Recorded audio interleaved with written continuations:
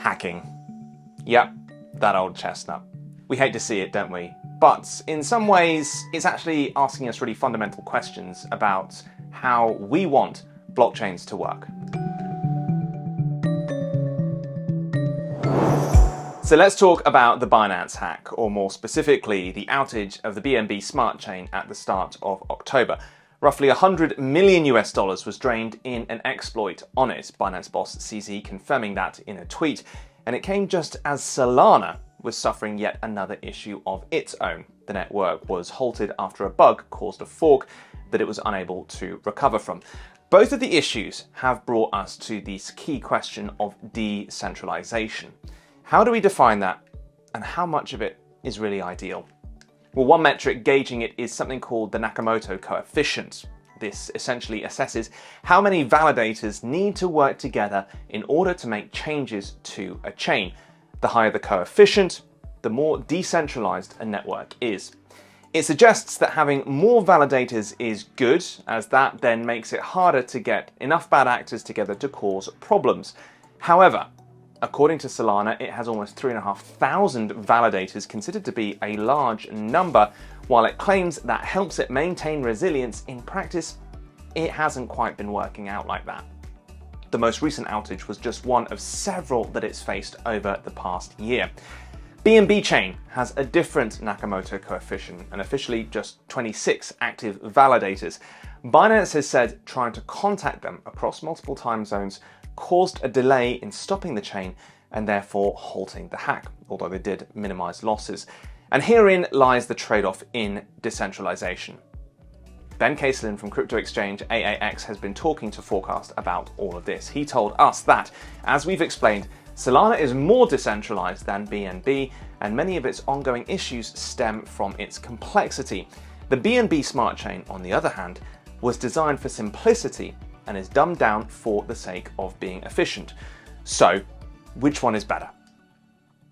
Well, Jonathan Miller of crypto exchange Kraken is an expert on this, so let's hear what he had to say about whether greater decentralization could ultimately have helped BNB in this latest hack.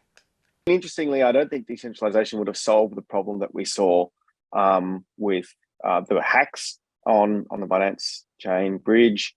That wouldn't have solved that problem. That was an inherent problem with the source code, and that's true for hacks that we've seen on other networks like the Ethereum network. We've seen lots of hacks on the Ethereum network. Other bridges are a single point of failure. So, to a certain extent, yes, there's a centralization issue with the bridge, but at the same time, the fundamental problem was with the code base there. I think that's always going to be a debate, always going to be a challenge, and there'll be networks that try to promote more decentralization over others. But in these particular instances, what we've seen are kind of code level issues. So let's come back to something we mentioned at the start of this video. Nobody wants to see hacks, mainly. But are these just growing pains we ultimately have to accept?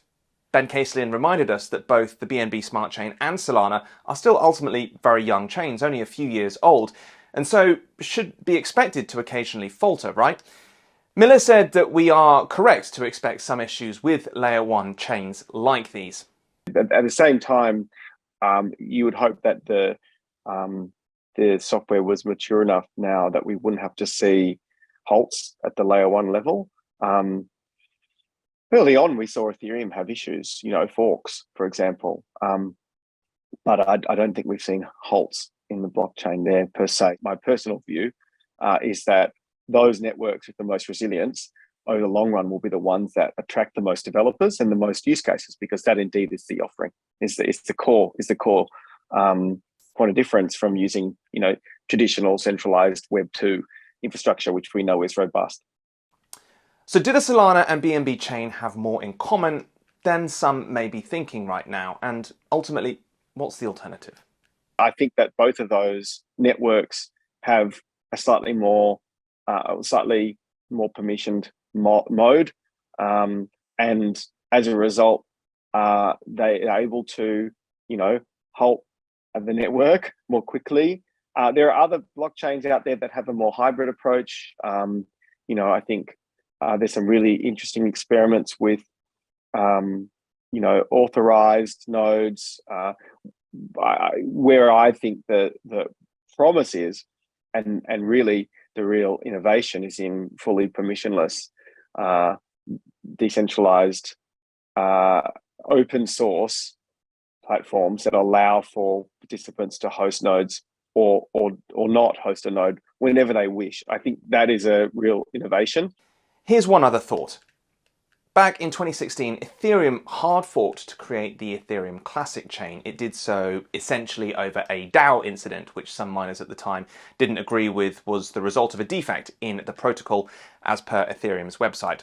Now, Binance has said it will support a hard fork of its network after this latest hack. So, how much of a comparison is there with what's happened with BNB and what happened with Ethereum in 2016? It's a great comparison. Yeah, Ethereum went through this in 2016. I thought we'd learnt some of those lessons. The decision to roll back or fork the network and kind of roll back pre-DAO hack in 2016 for Ethereum. We have to remember that that was very early. I think there are certainly pros and cons, and anyone you speak to, if they look back at that that time, they may have done things differently as well. I personally had the view that that forking the network on this kind of basis had very, very big trade-offs, because it to a certain extent did undermine the principles of a ledger that is immutable. Forks will happen, but the idea that you might fork on the basis of some sort of financial loss or hack, I really think it depends how severe it is. Well, that was Jonathan Miller talking to us earlier. Here's one more final thought he mentioned that we just want to leave you with from this video. Editing the past isn't exactly compatible with the idea of money, is it? Let us know what you think in the comments below, and like and subscribe to this video for more content like it.